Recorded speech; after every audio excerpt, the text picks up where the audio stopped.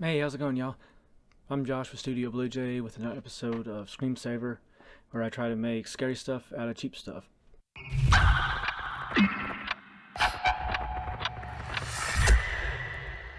So today I wanted to talk about emulating film and using a really cheap laptop to do it. Because lately I've found that film really just has this awesome, imperfect quality that works great with horror and scary stuff. I mean, if you think about it like a zombie, just like shuffling and jerky. And if you think about the old school movies like The Evil Dead and how imperfect their effects were, I just feel like film adds this extra layer of creepiness when you're trying to shoot something scary. And something awesome happens when you kind of buff off that digital layer, especially when you're trying to hide cheap effects or cheap makeup or anything like that. So I wanted to take a look at emulating film and getting that close to that aspect. I mean, I've never worked with actual film before. I can't afford to shoot film like most people, I would assume. But I feel like you can get close, to that feel of film. And when things are bright and happy, it has this lively aspect. But when you start to drop down the contrast and shadows get grainier and the lighting gets a little bit less contrasty, it just has this great creepy quality. So last month, people over at Dehancer sent me their plugin for Davinci Resolve and iPhone, just for me to take a look at. I'm not a pro editor or pro colorist or anything like that, but I thought this might be a cool opportunity to see what my cheap hardware could do, especially because as soon as I looked at the tech specs to run Dehancer on Davinci Resolve, I realized that I did not meet those requirements. Mostly because my graphics card, I mean, I don't even have one. My laptop is an integrated graphics card. If you don't know what that means, it means that the graphics shares the memory of the laptop with the system memory, which if you're editing and using a, editing suite, it's already sucking up all your RAM anyways. And it's just not ideal. Most of the time, it's not recommended to do a lot of editing, especially 4K editing or things like Dehancer. So I was underneath the requirements for Dehancer, but I thought, you know what? Let's see if I can. So what I found is that you totally can use Dehancer with Davinci Resolve on a cheap laptop. And if you want to find out how exactly that works, let's take a look. Alright, y'all. I got my laptop pulled up here. If you saw the monitor behind me, it's just a HD monitor that I have my laptop plugged into. Just to show you what I'm working with here. It's a super cheap Acer A515. It was like $400 a couple of years ago. It's running on a Ryzen 3 with the Radeon Vega, so it's a 4-core, super budget, but honestly, it's been pretty awesome for me for what it is. Got 20 gig of RAM, upgraded that last year. And here's probably the slowest part of my laptop. It's the Vega 6 integrated graphics. So you can see here, dedicated GPU memory usage. This is system memory. This is what most people say, you can't really do a lot of editing, especially 4K, stuff like that, using integrated graphics because, I already have so much of this is going to be used by the editing suite, and it's also slower.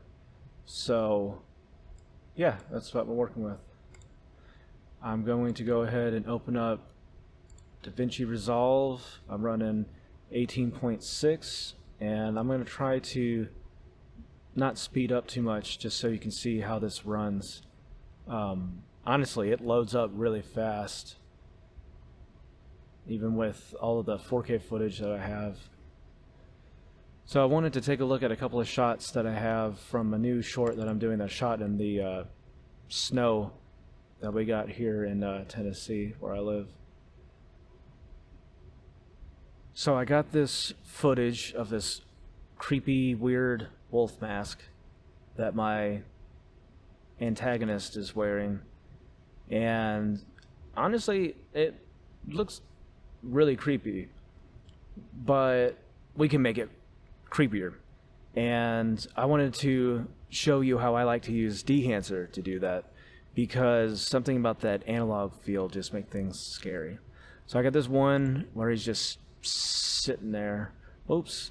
Okay, so I shot this on my Sony A7 III in 4K, and I forgot that I turned my proxies off, and you can see how my laptop is struggling to play that back. So we're going to swap over to my proxy, and also we're going to change my timeline over here to 720p, and hopefully get some performance back. Yep, there we go. No harm, no foul. So he's just standing there, really creepy. It's probably going to be a quick shot. And then I got this other one. So it's just me. I just shoot with just me and a camera and some stuff. So anyways, the mask is on a tripod. I'm using my hand to turn it. I shot in slow-mo on this one. And honestly, it's pretty creepy. It's a creepy mask. But like I said, I think that I can make it scarier. So we're in the color tab here because that's where Dehancer lives. I shot this in S-Log2, so the first thing I'm going to do is drop a color space transform on there. If I do anything, say anything wrong, just let me know. No harm, no foul. This isn't really supposed to be like a tutorial or anything. I'm really just trying to talk about running Dehancer on this super slow laptop. So I changed the color space from my S-Log2 footage to Rec 709. You can tell it's got some contrast back, which is pretty cool. But let's check out what Dehancer does. So I'm trying not to speed up anything. This is all in real time on this Acer. You can see it's hanging for a second. She's just thinking. She's thinking a little bit. Gotta get that. There we go. I had to get that film process going. So you can already tell that you got that film feel. But Dehancer just looks pretty authentic to my eye. I mean, I can blow this up. It's not going to look pretty because we're using my proxy, but the way that the noise and stuff looks, I mean the grain, I don't know, it just really has, it's juicy. Juicy is the word that I want to use.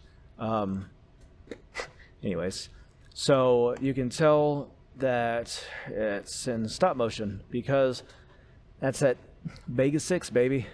I mean, she's trying, but here's the thing is that, I mean, it's working. There's no crashes, no errors. It's awesome. There you go. Yeah, you can do it in real-time playback. I'm sure that I could cache it, but I'm definitely not an expert. I used to use Adobe Premiere for most of my life, so still getting used to Davinci. There's probably a few other things that could help this, but honestly, you know, you're mostly just going for stills. Like, you know, it's not really an effect that needs motion, in my opinion. I think that it's totally fine to look at it and not have real-time playback and still get everything out of Dehancer. So, you know, you got a whole lot of film choices. I like Vision 3, 50D.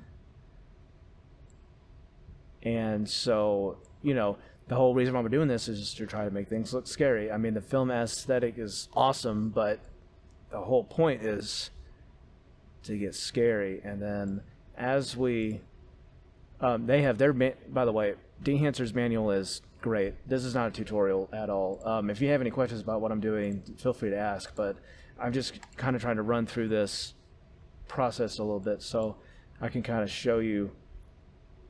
You know, you start with the expand is what they suggest, and work your way from there. I like glossy paper. Sometimes print film is pretty good too, and I like to limit the range.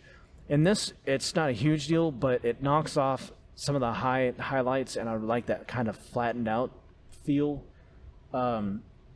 So for me, most of where the creepy factor comes from is, you know, darkening, contrast. I guess that's kind of obvious, but see, I think we're getting somewhere there. That's starting to look a little less fake, and think it's getting pretty creepy, personally. So this is brand new footage. I don't really have, I haven't really dug into it. I don't know exactly the color grade I'm going to go with and all that, because, when you change these film profiles around, they can really, you see it change up quite a bit. Since it's in the snow, I think I'm going for a more rustic look and like a, not desaturated, but not super warm.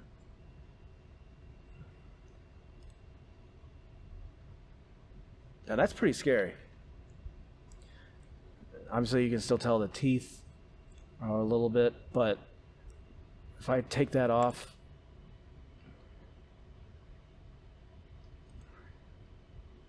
you see that? That looks like, a mask. And then if I undo that and bring Dehancer back on, it's a lot scarier, man. And that's not moving, so, it's pretty scary. And then we're just going to copy this over and paste it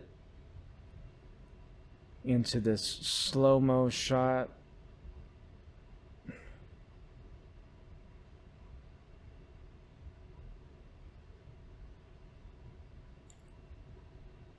Now see, that looks pretty creepy. If I turn it back off, this is where we started.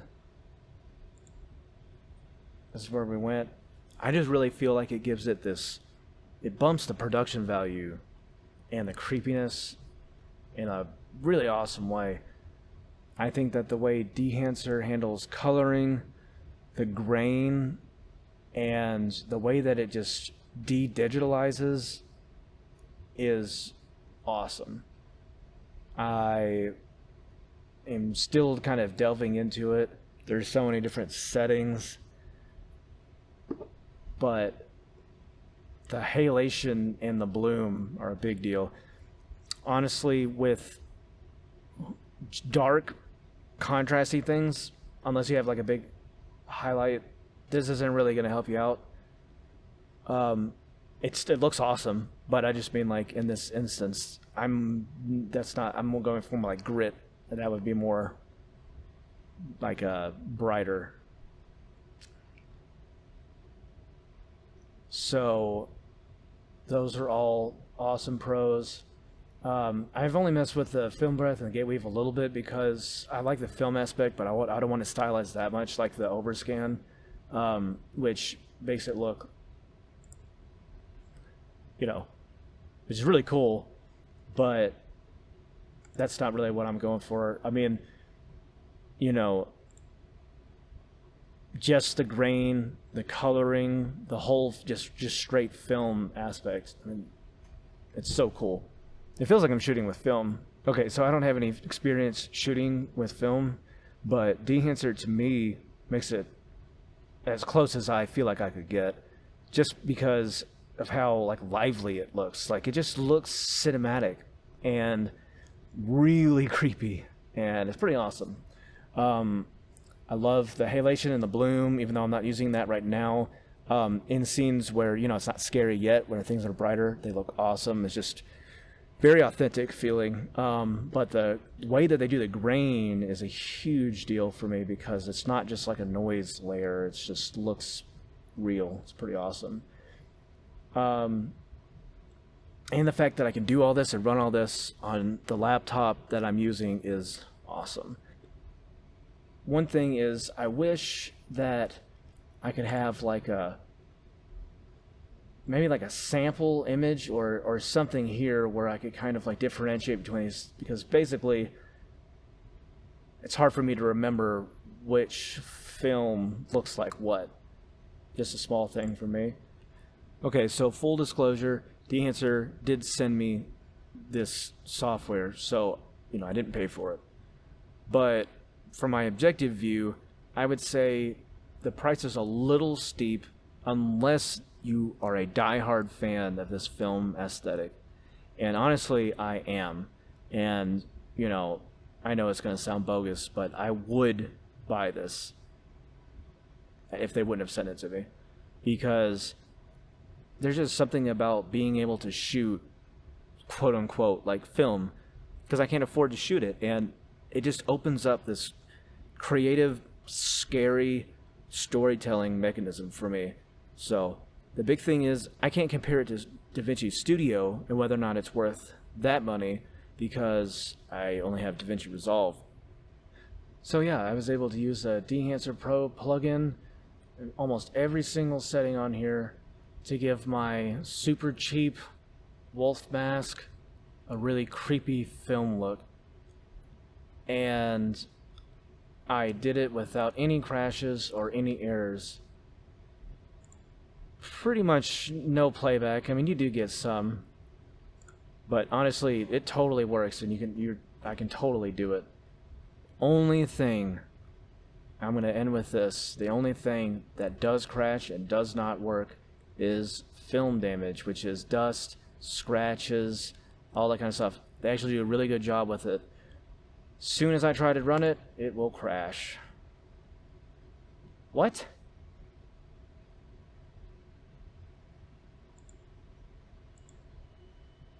Uh-oh, yeah, it did. Yep, there it goes. Sorry, normally it's instantaneous, and I thought that I had gotten it to work. I have a feeling that it's trying to pull in a bunch of, like, reference photos and stuff like that for the dust, and I don't have enough graphics memory for it. That's the only thing that crashes. Anyways, next time I'm going to show you pretty much the same thing, but running on the iPhone version of Dehancer.